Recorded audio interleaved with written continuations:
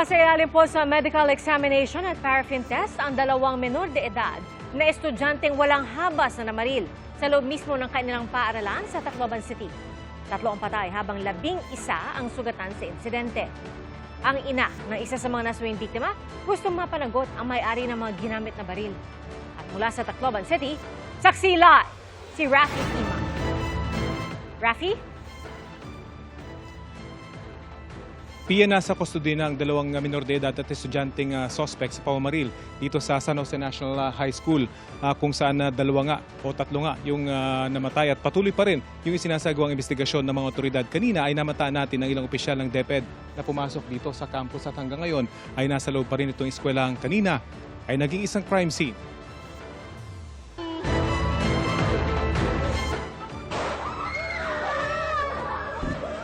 Sunod-sunod na putok ng barilang gumulantang bandang alas 9 kaninang umaga sa San Jose National High School sa Tacloban City.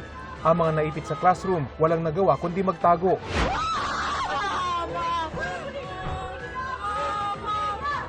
Umalingaw-ngawang iyak at sigaw. Maya-maya,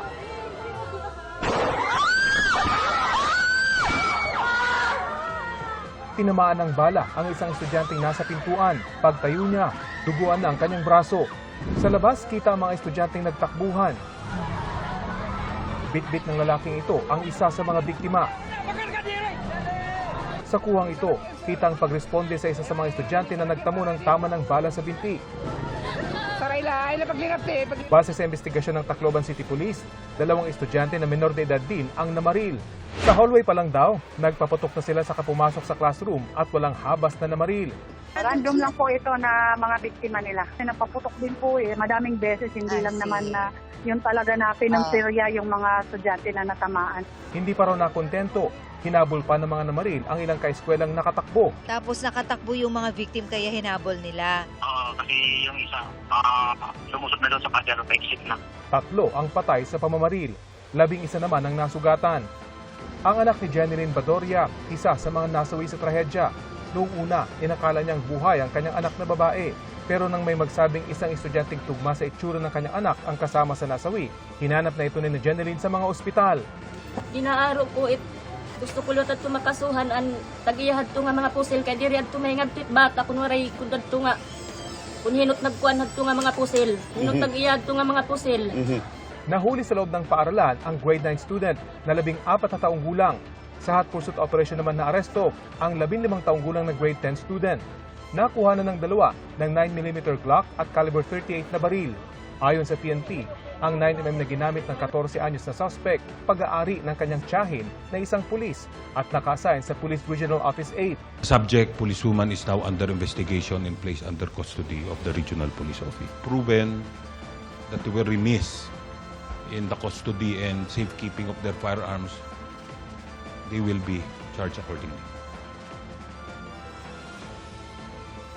Ang kalibre 38 naman na baril na ginamit ng 15 taong gulang na suspect na trace ng PNP na nakarehistro sa isang security agency sa Cebu City. Inaalam pa kung kanino mismong guard ito naka-issue. Lumabas din sa investigasyon na 40 basyo ng bala ang na-recover sa crime scene. Bullying ang tinitinang motibo ng pulisya sa pamamaril. We're still verifying kung exactly the targets were in that classroom. But as I've said earlier, this could be connected to a bullying incident. Dahil mga menor de edad, itinuturing na Children in Conflict with the Law o CICL ang mga namaril. Isinailalim na sila sa questioning kasama ang kanilang mga magulang. Medyo nasa din sila, agitated din po sa nangyari sa ginawa nila. Nandito ang mga magulang, siyempre po umiiyak din po kahit mga lalaki po yan, mga minors din po kasi. Dinala rin sa ospital ang 2 para isailalim sa medical examination at paraffin test. Bago ang pamamaril, ipinost pa ng 2 ang litratong ito sa social media habang may hawak na mga baril. Hindi malinaw kung ito rin ang mga ginamit nila kaninang umaga. Nakausap ng GMA News ang isang ina na ang 2 anak ay nasa katabing kwarto lang kung saan namaril ang 2 minor de edad na suspect.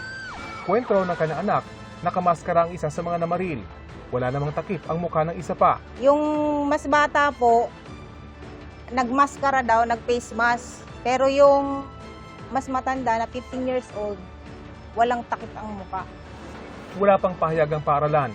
Ayon sa PNP, kasama sa iimbestigahan ay kung may nagawa ba ang school authorities dahil dati na palang nagpo-post sa social media ng mga violenteng video at video ng pagpapaputok ng baril ang isa sa mga namaril. Ito ay very obviously red flags. So if you could, if the school authorities or anybody, we're not putting blame on anybody, but if anybody was able to monitor itong mga red flags na to, this could have been prevented. Ang Department of Education lubos daw na nababahala sa nangyari na kinukonsidera nilang high alert situation. Nakikipag-ugnayan na raw sila sa pulisya at school authorities para siguruhing ligtas ang school premises. Bilang tugon sa emotional toll ng trahedya, nakikipag-usap na rin sila sa mga ahensya ng gobyerno para magbigay ng medical assistance at psychosocial intervention sa mga apektadong estudyante at personnel.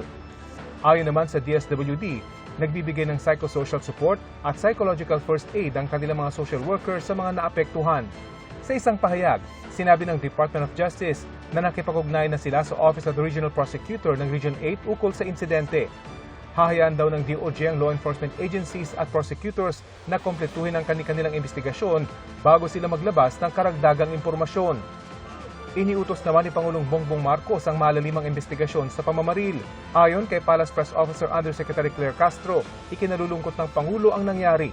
Pinasisiguro rin daw ng Pangulo ang proteksyon at kaligtasan sa lahat ng lugar, opisina, establishmento, lalong-lalo na sa mga paaralan. Nakausap din natin ang isang guro na naroon mismo sa kwarto at binaril pa mismo ng isa sa mga minor de edad na suspect pero hindi tinamaan. Kumbinsido raw siyang random ang ginawang pamamaril. Parang ganun-ganun siya tapos automatic po. Nang makita niya ako, pinutukan niya agad ako. As in, around 3 meters or 4 meters lang yung distance namin. Saglit lang, labas siya. Next room agad, putukan na naman. Kinundan na rin ng DILG ang walang habas na pamamaril sa loob ng paaralan at iniutos sa PNP ang masusing investigasyon kaugnay nito. Live mula rito sa Tacloban City, ako si Rafi Tima, ang inyong saksi. Rafi, nabanggit ba ng pamunuan ng paaralan kung kailan makakabalik ang mga estudyante sa eskwelahan or kung kailan ang resumption of classes? Sa ngayon, Pia, wala pa tayong opisyal na pahayag mula dito mismo sa pamunuan ng eskwelahan dahil tikumpa yung kanilang bibig. Pero ayon sa ating nakausap na ina kanina, ay posibleng Miyerkules ay makabalik na yung mga estudyante. Voluntary pa lamang daw ito ayon dun sa ina natin nakausap. Wednesday pwede silang bumalik at pwede rin silang pagbalik nila ay pwede silang humingi ng psychosocial support sa mga opisyal ng DSWD at kung sino pa yung tutulong dito sa eskwelahan. So again, wala pang opisyal na pahayag itong pamunuan ng eskwelahan pero ayon nga sa inang ating nakausap, Wednesday ay pwede nang bumalik sa eskwelahan yung kanilang mga anak. Pia? Alright. At Rafi, linawin lang natin kung may mga ibinigay pang dagdag na detalye tungkol dun sa sinasabing umano'y pambubuli na naganap dun sa mga naging suspect. Sa ngayon, wala pa tayong dagdag na detalye doon, Pia, no? Dahil medyo sensitive daw talaga itong case na ito kahit na yung kaso ng sinasabing pambubuli. Although based dun sa mga postings nitong dalawang suspect ay ganun na nga yung nangyari. Nagkwento rin actually yung ina na ating nakausap kanina dahil narinig daw yung kanyang anak, dahil grade 9 din yung kanyang anak, Pia. Narinig daw at meron daw mga conversations, mga screenshots ng mga conversations patungkol dito sa nangyari bago itong pangyaring ito. So may mga away pa raw na nangyari before itong nangyaring pamamaril kanina. So kumbaga hindi lang ito nangyari kanina, hindi lang ito biglaan, kundi posibleng planado raw ditong dalawang suspect, Pia. Alright, maraming salamat sa iyo, Rafi Tima.